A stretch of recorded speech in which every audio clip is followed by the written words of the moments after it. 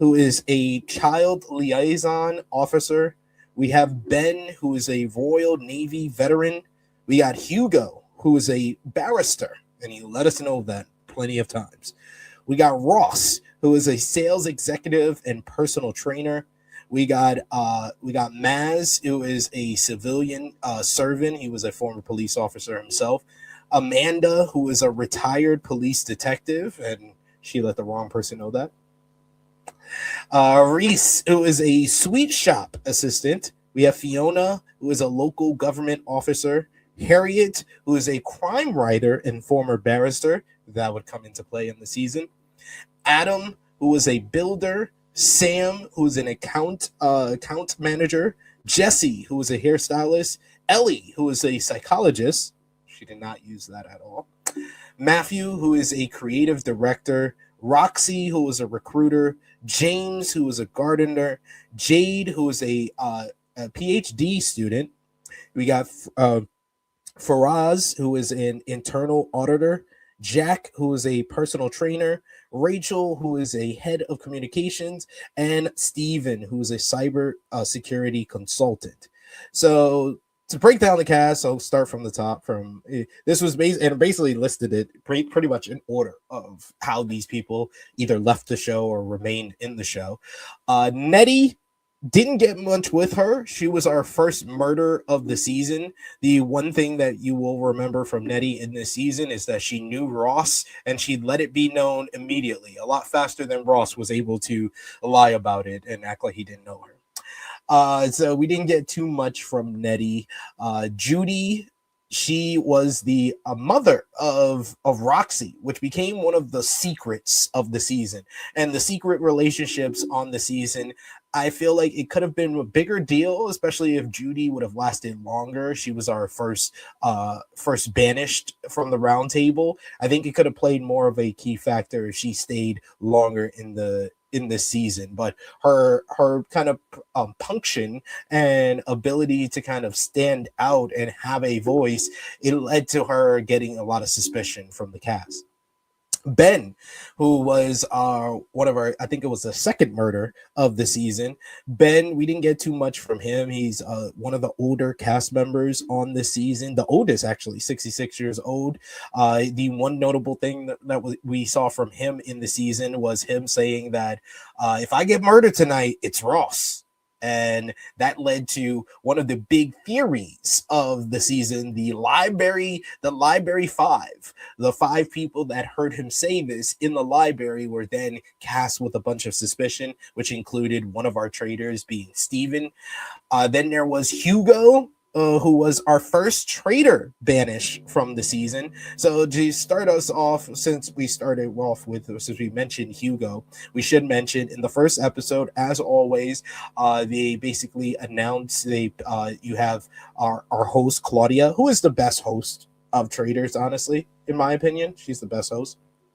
She picks the traitors, and she also in the first episode announced who was the secret traitor. There was going to be a fourth secret traitor. We would know about the three regular trainers, but the secret traitor would be unknown to both the viewers, the players, and other traitors. Each night, the secret traitor would create a short list from which the regular traitors must choose a murder victim. However, the secret traitor could not put their own name forward.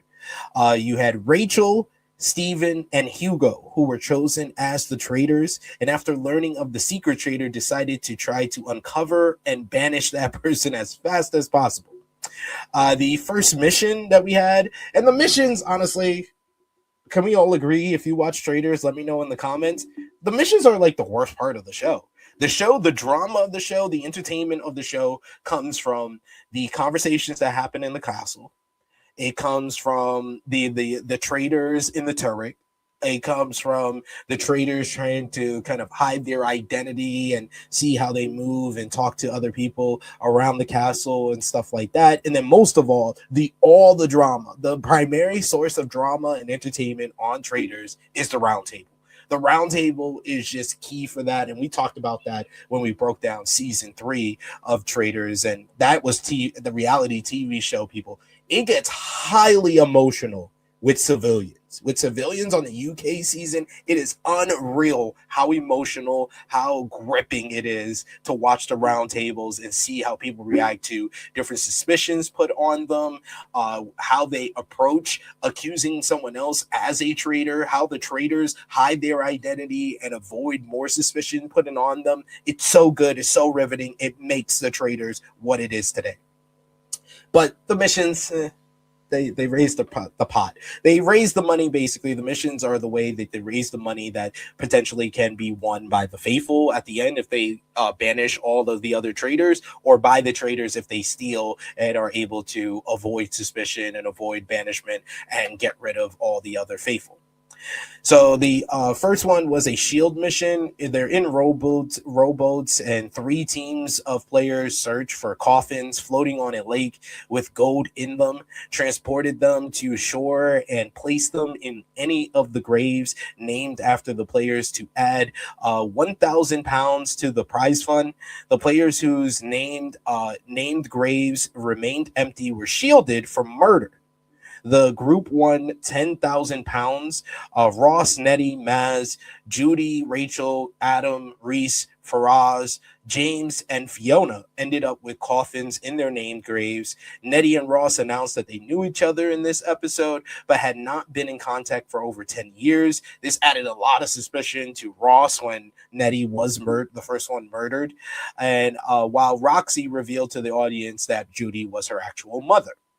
The secret traitor, they shortlist Nettie, Maz, and James for murder, which led to Nettie being murdered by the traitors in episode 2. At breakfast, players interrogated Ross for his connection to Nettie, which added more suspicion because Ross was a nervous wreck throughout these first couple of episodes, and he did not do the best job of avoiding any more suspicion being put on him. The shield mission for episode 2 was the players pushed 3 throne-bearing chariots to the castle from the hills above, stopping 3 times to collect gold and shield tokens. Players seated on thrones at the castle were protected from murder, but those with a shield token could swap places to claim immunity. The group won 8,750 pounds. You had Jade, Amanda, and Faraz remained on the chariots at the end of the mission and were shielded from murder. Suspicion fell on Ross due to Nettie's murder, and Judy for her attitude changing and for admitting that she turned at the word traitors during Claudia's speech after the traitors were initially chosen. Such a bad move.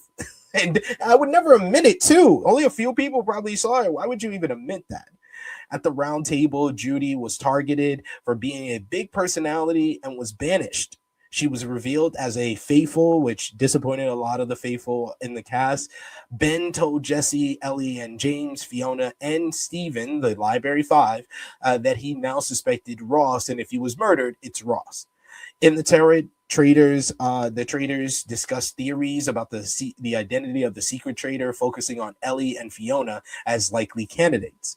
The secret traitor then shortlists Maz, Ben, and Reese for murder. Episode 3, you had the traitors murdered. Ben, like I said before, this is where Hugo fucked up completely. Hugo loudly denounced the decision at breakfast, drawing attention to himself that was unneeded. Ross surmised that Ben's parting words might have put a target on him. In the shield mission, you had teams that the players had to recreate paintings from written descriptions for others to match to the real paintings in a room full of them. The group won 5,000 pounds in this mission. One of the paintings also featured a shield necklace, and the first player to find that painting would be granted a shield, and it was Adam who found it and was protected. At the round table, this is where Harriet came out firing on all cylinders. She was a former barrister, but she didn't really reveal that to everyone. So she interrogated Hugo as the known barrister for his unusual behavior and formally accused him. Others spoke about Reese's urgency in looking for a shield as being suspicious. Ultimately, the players, including Steven, voted to banish Hugo, who subsequently revealed that he was indeed a traitor. This was one of the fastest that I think they've banished a traitor on the UK version of Traitors. The remaining traitors were secretly told that there would be no murder that night and were given a task asking them to mark 9 players on the family tree with red paint to nominate them for murder.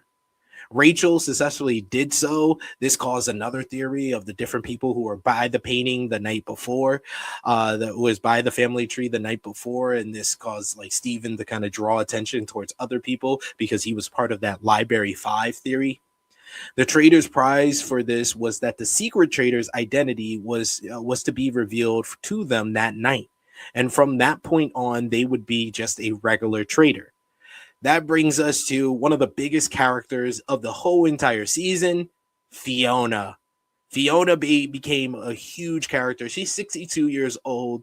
She was one of the older cast members on the cast, but oh man, the way that she came in as a traitor, she was on her game and knew she's on the TV show. At every cause, she was just entertainment personified. She was revealed as a secret traitor in episode 4. Nobody was murdered, and Claudia announced that the roundtable would take place before the challenge instead of after. The group discovered the red paint on the family tree, and Steven regretted placing himself on the short list. So that started another theory of there had to be a traitor on the short list as well. At the round table, they do a round table early in this episode. Instead of after the mission, they do it before the mission. So they go right to the round table where James accused Reese of being a traitor due to his interrogation of James at the prior round table.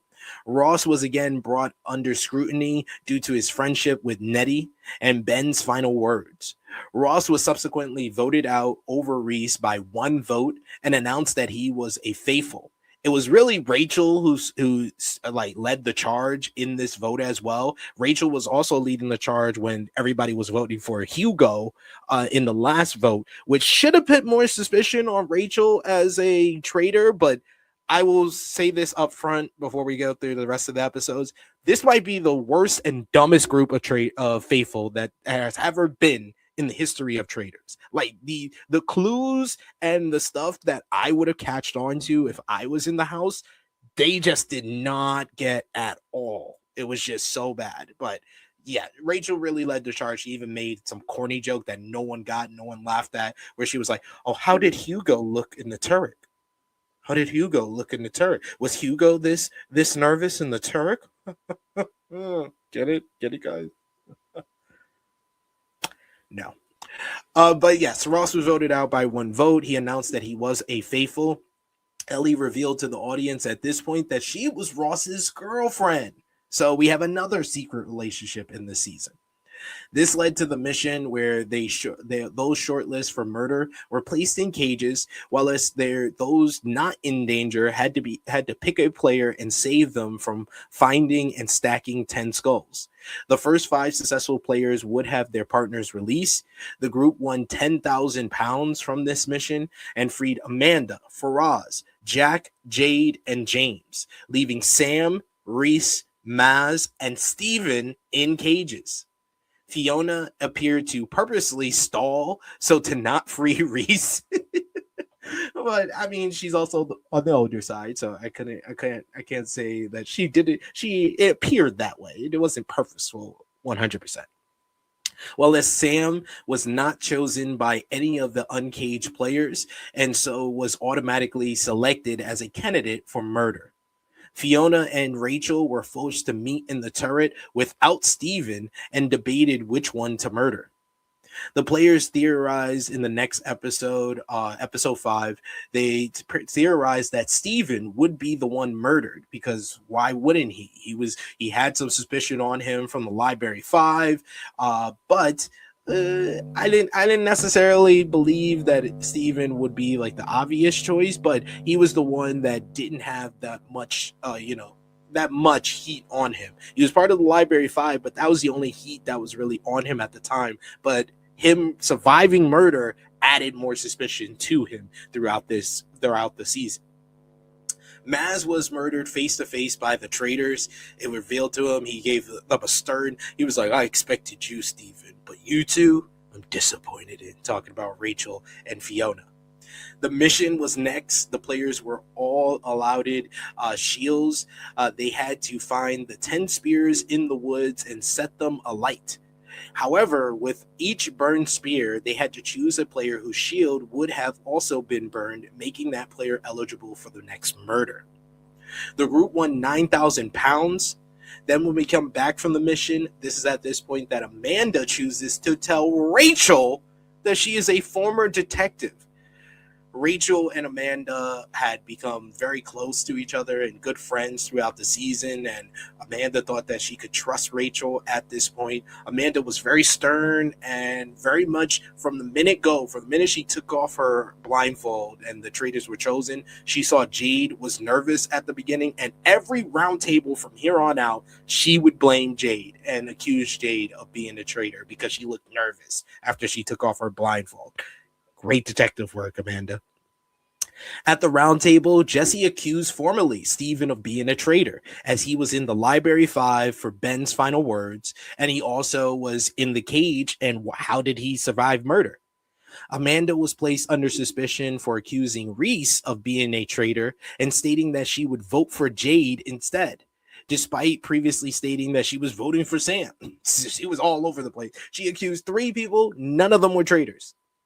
James and Jack continued to accuse Reese, and the votes were tied between Reese and Amanda, and then tied a second time, taking it to a random draw.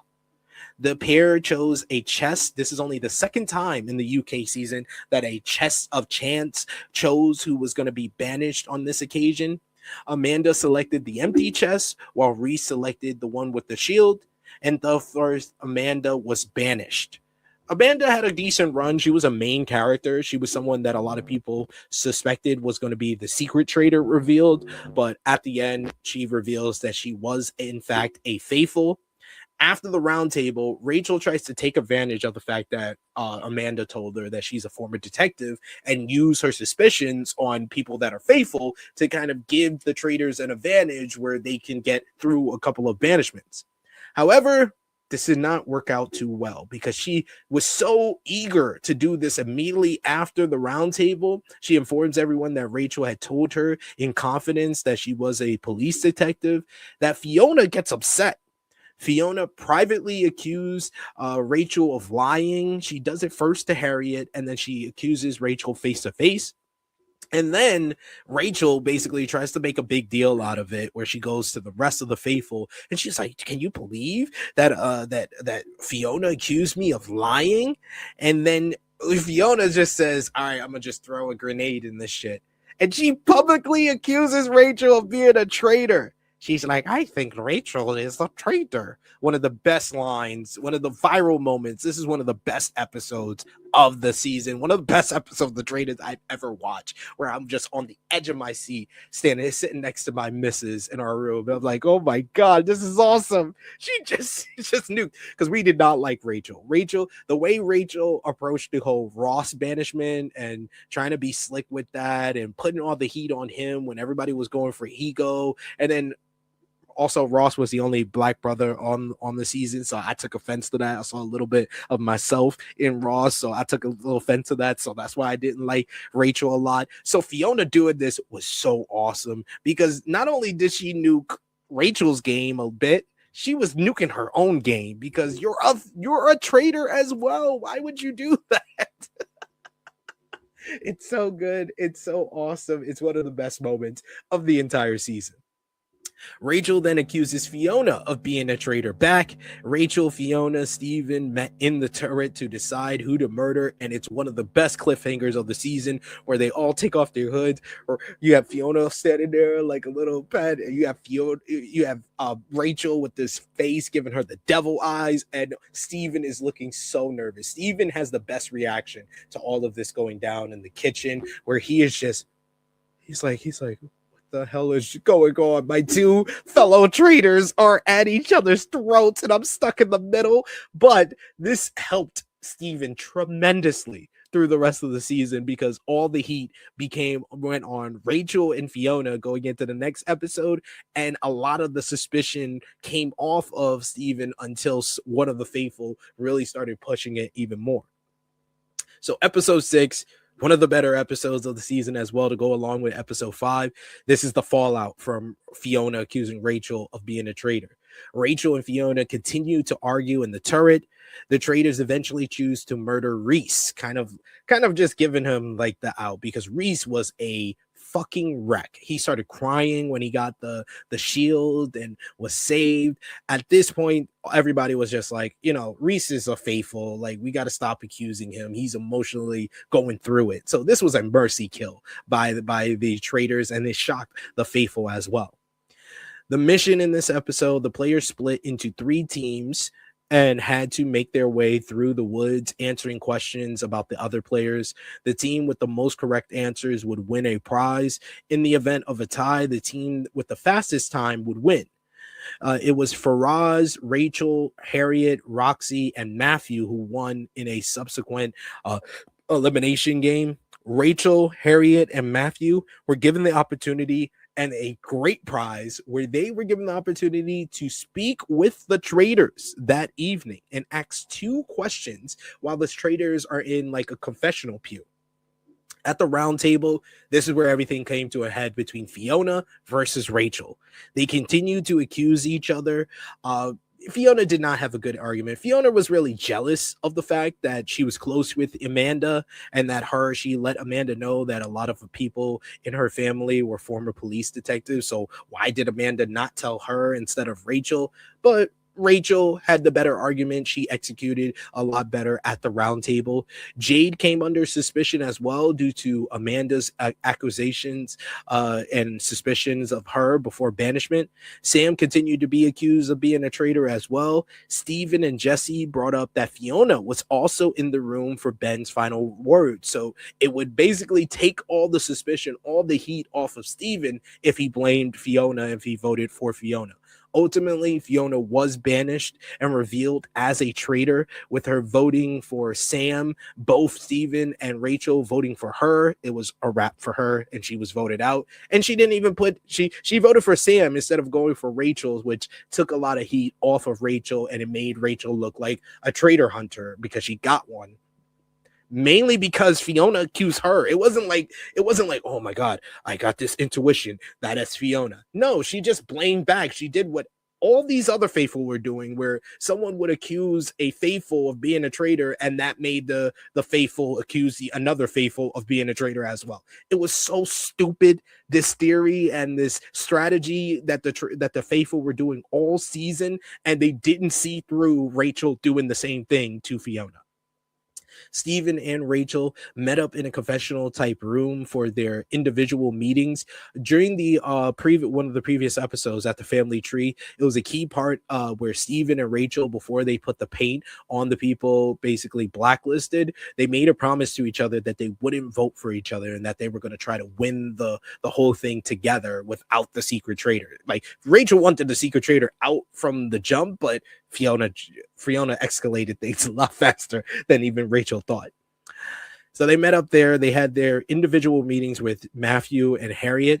Matthew arrived first, and he asked who they plan to murder next. Rachel and Steven answered Jesse for being too obvious of a faithful.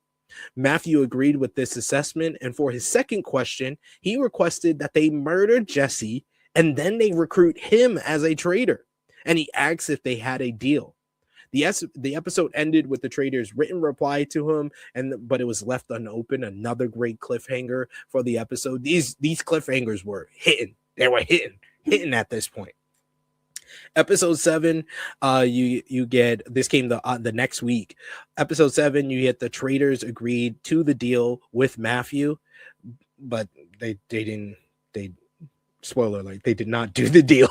Matthew, he was so wanted to be a traitor. I guess it was a decent enough move to kind of get some type of advantage and probably try to undercut the traitors in the end. But the traitors were smart enough to know this was a no deal.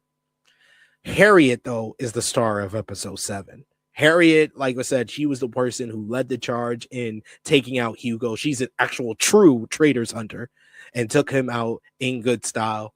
She entered and she revealed her true job to the traitors as an author of psychological thrillers and a former barrister. She first asks who they plan to recruit.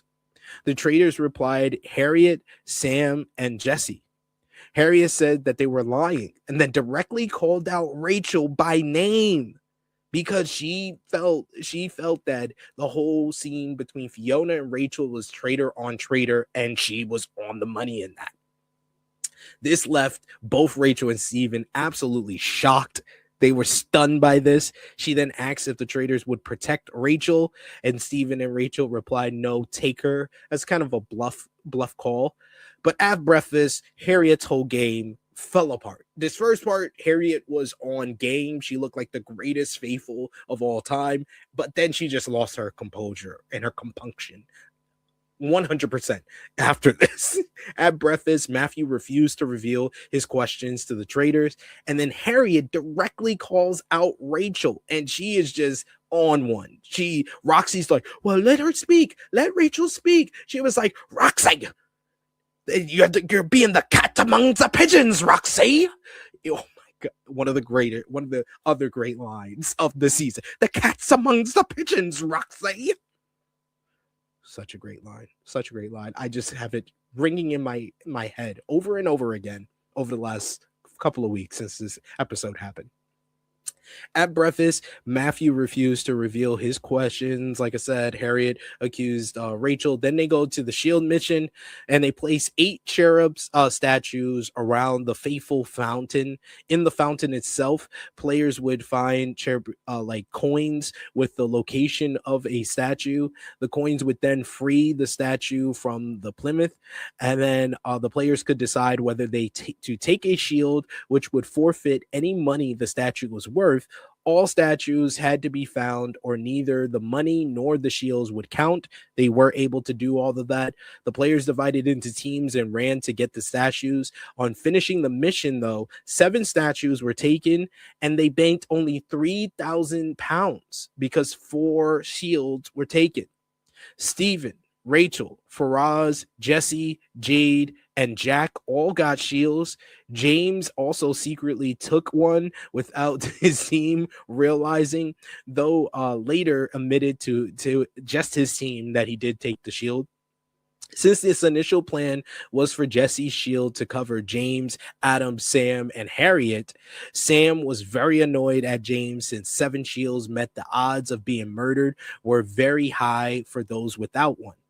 He publicly revealed to several players, including Steven, that he was not the one with the shield.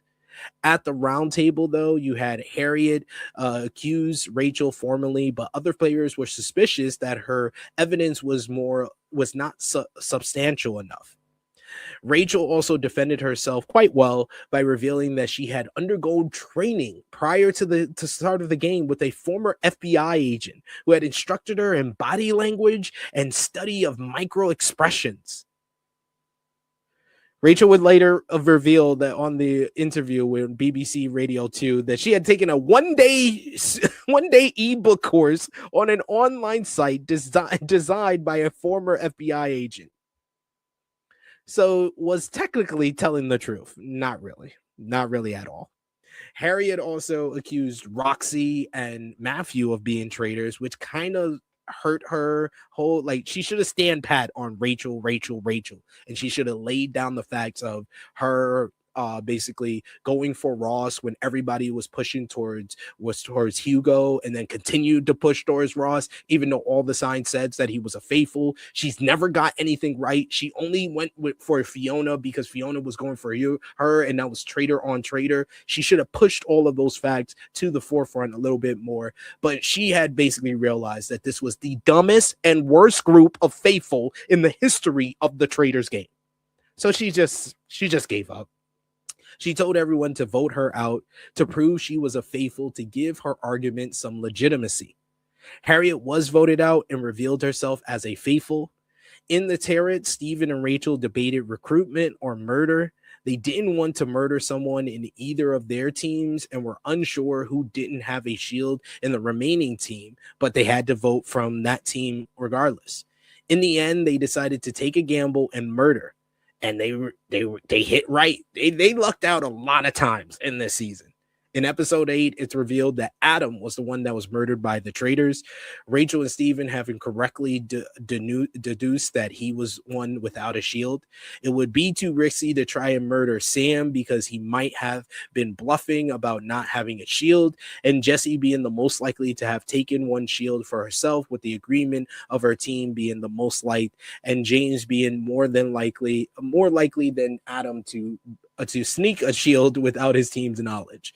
James sneakily taking a shield and not telling his team was seen as a potential traitorous behavior.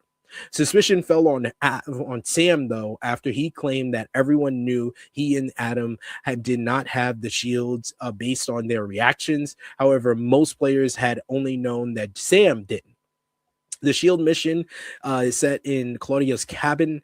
Players had to correctly identify names cryptically given to them that would match a headstone in the graveyard outside. Players could also choose to take the shield headstone instead of baking any money. After working out the first name, Sam immediately went out first. He just convinced his team. He's like, I'm going to go. I want to get a shield. Because he didn't get one in the last mission, declaring that he was going to get the shield. This immediately caused suspicion among the remaining players. The players only successfully banked 4,000 pounds in this mission.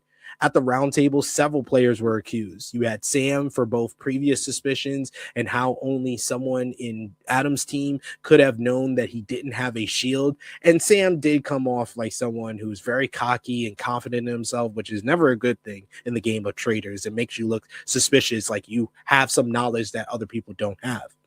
James is one of the most aloof players that's ever been in the Traitors game, and we'll get more into that in later episodes. But he was accused for taking a shield sneakily and also being in Adam's team. Steven was accused by Jessie, who had come back around to the cage theory. So Jessie was on point. Jessie and Harriet were the two best faithful of the season here. Jade for Amanda's suspicions and having a leak to Adam as he had voted for her previously. Matthew for being accused by Harriet and also having been voted for by Adam.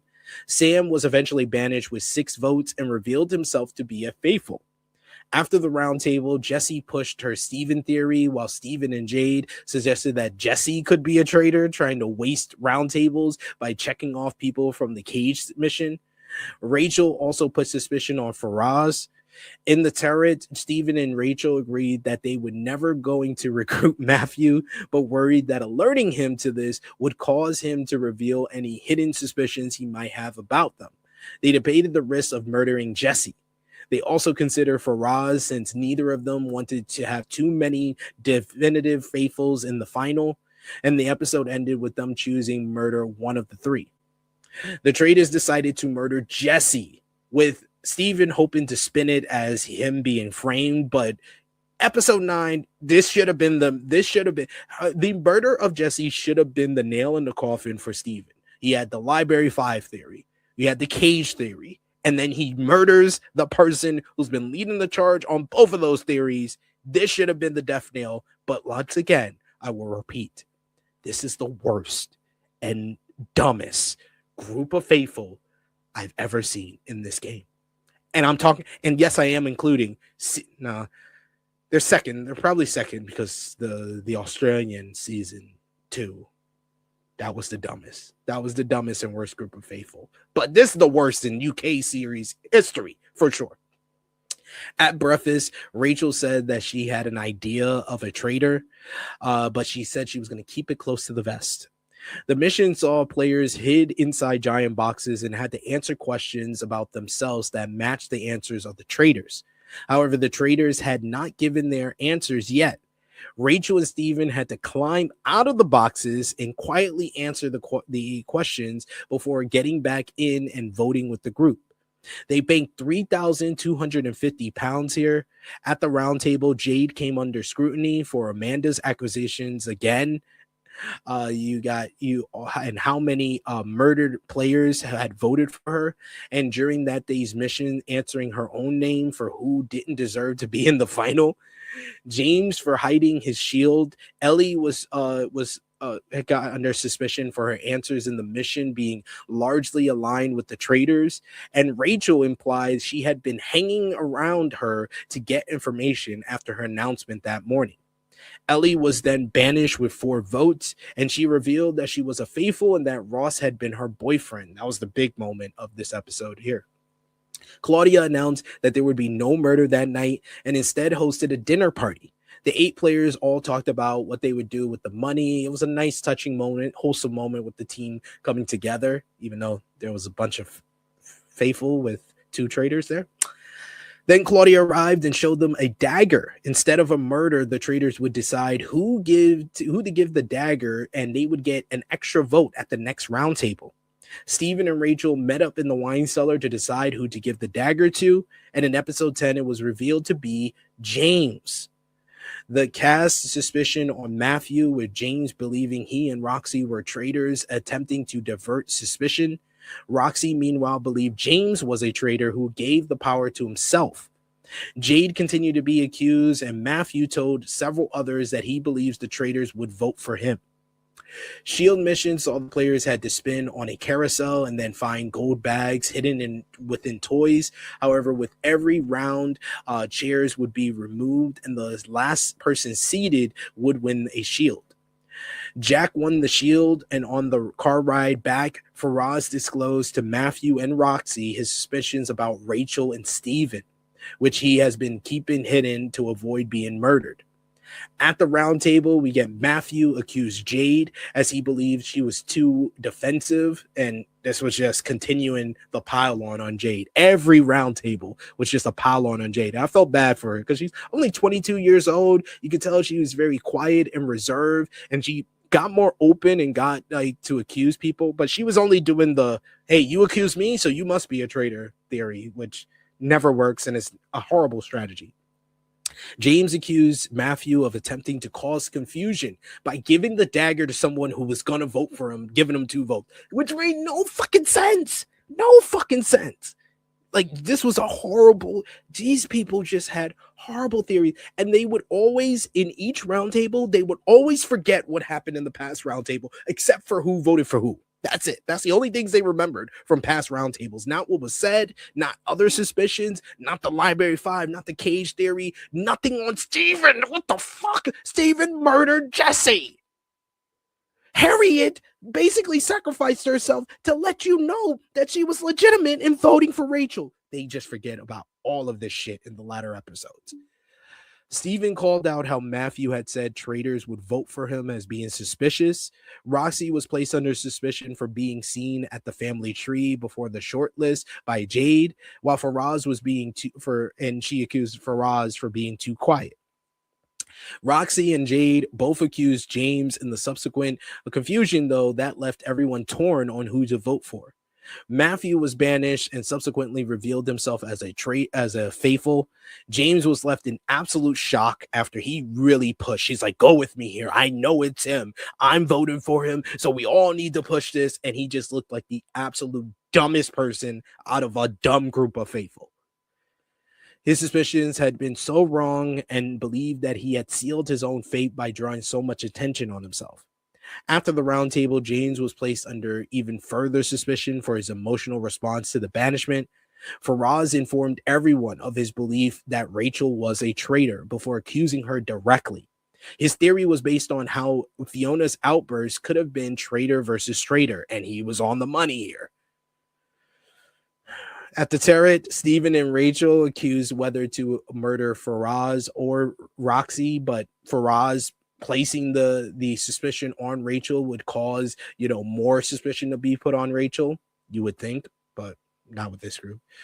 Rachel told Stephen that she may have to accuse him, causing him to doubt their alliance.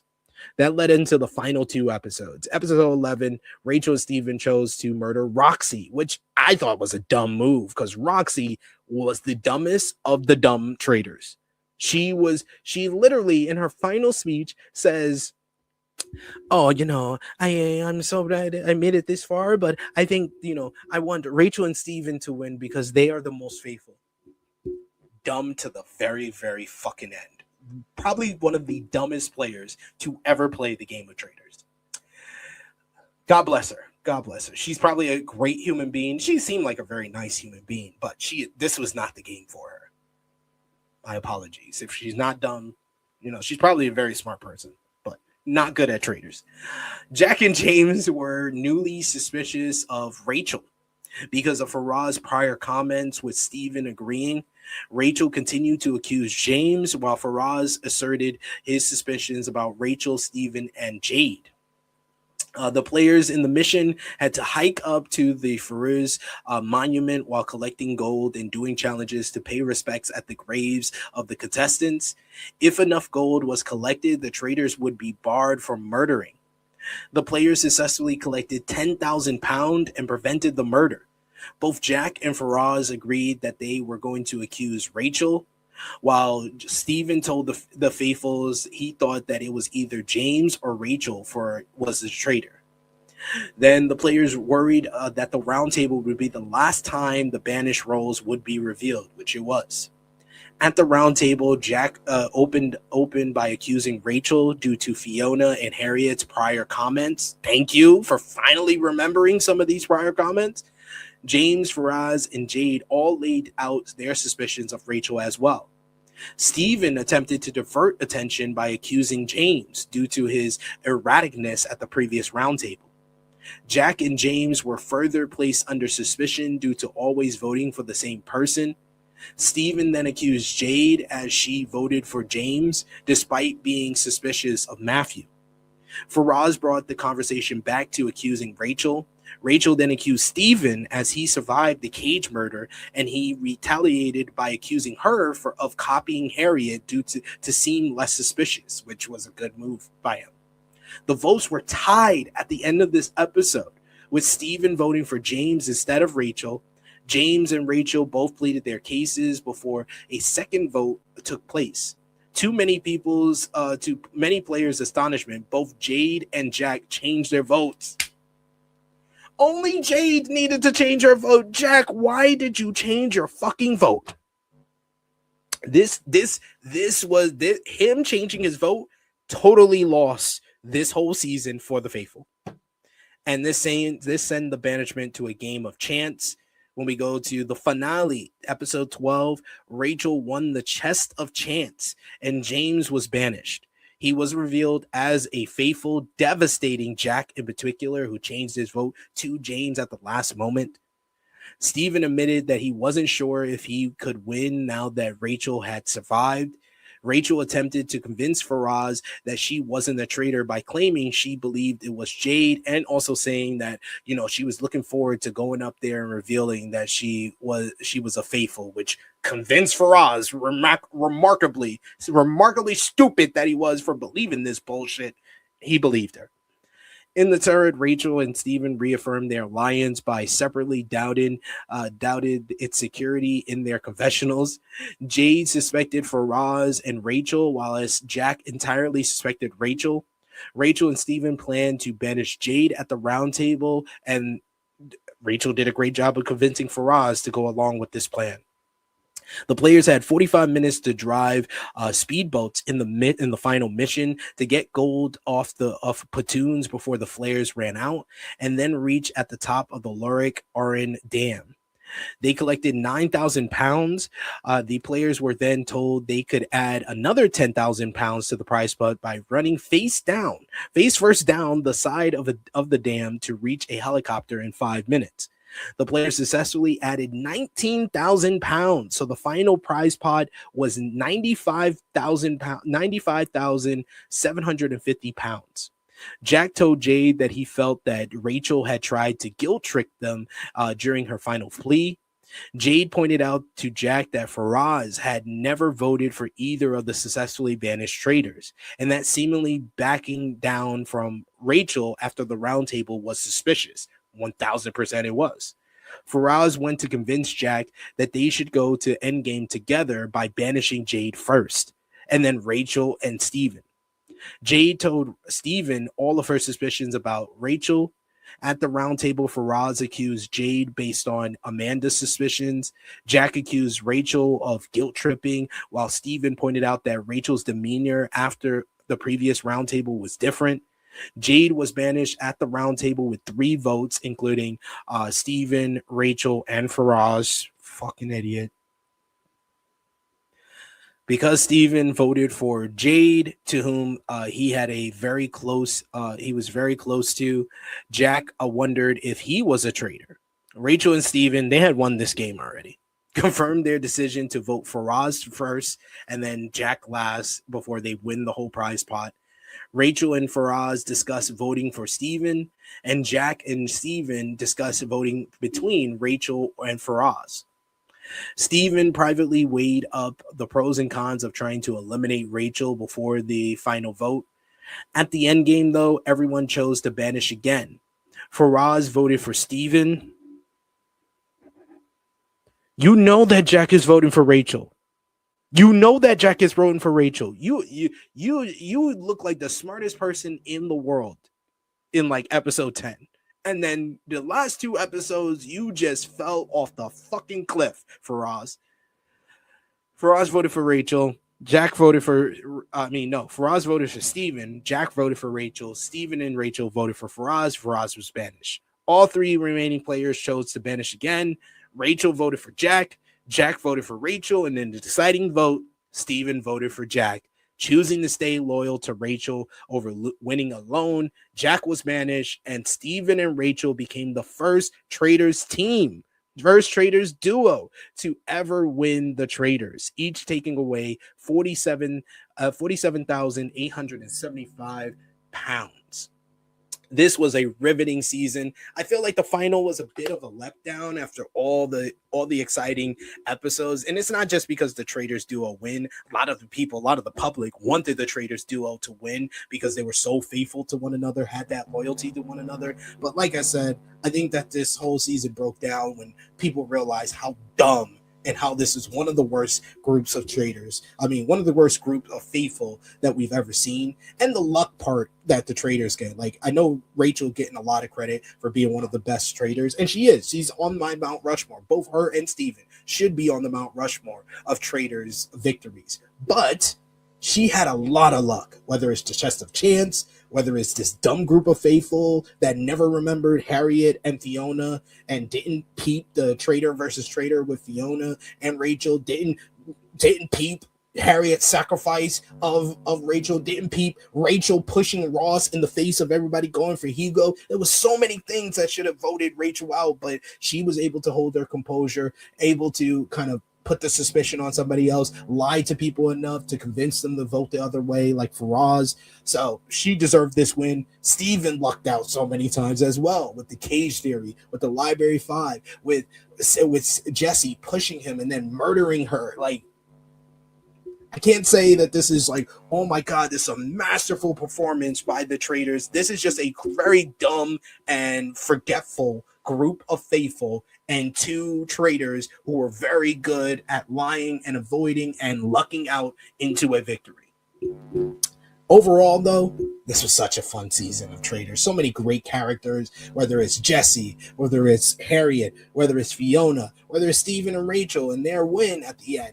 These are some like iconic characters that this Traitors series for. Even someone like James, who was hilarious, Matthew and his dumb deal with the traitors and stuff like that. Like, there are so many different people that stand out from the pack. You have the different relationships, whether it's Roxy and Judy, Ellie and Ross, that weren't big parts of the season, but it was a nice little tidbits to kind of recognize, and you'll remember the season for that as well. So overall, Series 4 of the Traitors UK gets a thumbs up from me. Out of 10, I'm going to give it a solid, let's go 8.5 out of 10. I think that this is probably the second best UK season, maybe first. I think there's an argument that it could be first, but like, I think Series 3 was probably the best, because it had all the different characters with Mina and Linda, one of the most hilarious traitors that there've ever been. Charlotte, who was the traitor killer, who became recruited to be a traitor and then betrayed her fellow traitors one after the other, and then had to reveal herself and avoid banishment there, and then eventually got traded. And then all the faithful not being able to trust each other, but in the end, the faithful won. So that was probably the best season. I mean, Harry in season 2, that was a masterclass by him, confusing Molly to take him to the end and then betraying her in the end, being a traitor. And then series 1 with like Wolf and Amanda, but that had a dumb group of faithful too. So like, I think that all the UK seasons are like probably like 8 out of 10s. And then series 3 is probably a 9 out of 10. This one is an 8.5 out of 10. Probably the second best UK season of the Traitors. But that is my thoughts. That is the review of Traitors UK season series 4. Let me know in the comments down below what you thought about the Traitors UK series 4. If you haven't watched it, come back and watch it after it's up on Peacock. I believe it's going to be on Peacock in a couple of weeks for the US viewers. But if you have watched it, let me know what you think. Let me know what you thought about the winners. Steven and Rachel, like I said, they're up there on the Traitors Mount Rushmore. I think it's those two, Harry, and the greatest traitor of all time, Siri Fields from the US season 1. Let me know who your favorite or best traitors were of all time in the comments down below as well. Tell me who are some of your favorite faithful from this series, series 4 of the Traitors UK. Let me know that in the comments down below as well. But this has been my review of the Traitors UK series 4. It is me, your True Hill Phenom SP3. Hit the subscribe button, hit the thumbs up, and I'll be back. You'll see me later in the week for True Hill Heat Check following the NBA trade deadline, as well as the MCU Marvel's Wonder Man review. That's going to be up on the channel as well later this week. But I will be back to talk more Traitors for US Season 4 coming up very soon. It is me, your True Hill Phenom SP3, and this has been our Traitors UK Series 4 review. We are signing off until next time.